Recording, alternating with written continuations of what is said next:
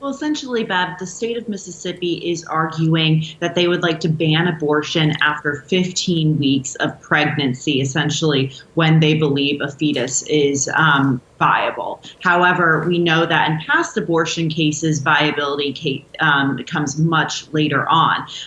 So, right now, they're trying to not only ban abortion after 15 weeks, but directly ask the court to overturn Roe v. Wade, which legalizes abortion in this country. And this is the first time we've really seen a state really directly ask the high court to overturn Roe v. Wade. Before, a lot of it has had to do with state regulations and chipping away at those regulations, whether someone's arguing they want more regulations or less regulations. But this has proven to be one of the most direct threats to that landmark Supreme Court law or Supreme Court case, I should say, that legalizes the procedure in the country.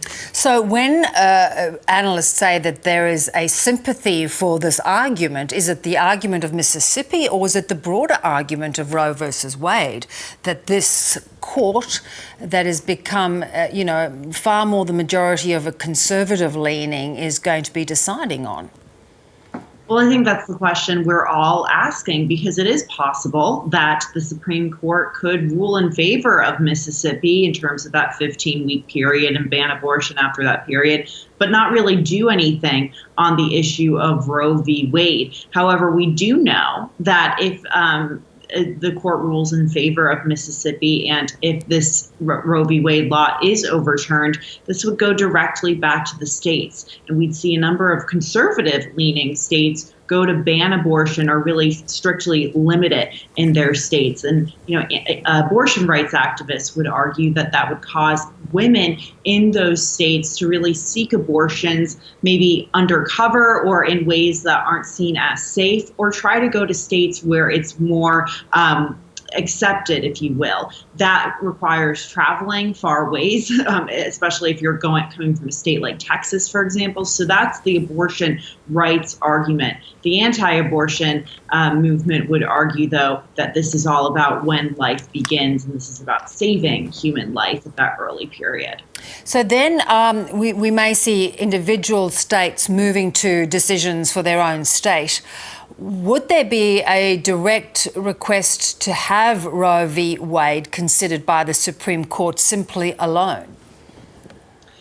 Yes, it's very possible. You could see those you could see that direct request from Mississippi. However, it's unclear, what exactly the court will do on that particular ruling. I mean, this could end up being something that chips away at Roe v. Wade, that chips away at abortion rights in this country. But I think, talking to activists on the ground on both sides of the abortion debate here in the United States, one thing I get is that they are very much preparing for the midterm elections. Now, we like to, in the United States, separate the court from politics. However, this decision is slated to come out in June of 2022. That's just 5 months before those midterm elections. So you're already seeing organizing on the ground in a number of these swing states. And even here in Washington, D.C., in the lead up to these oral arguments, you saw lots of ads about the abortion debate on television. So this is something groups are very much preparing for. They're not only preparing for the legal battle, but also the political battle. Yeah,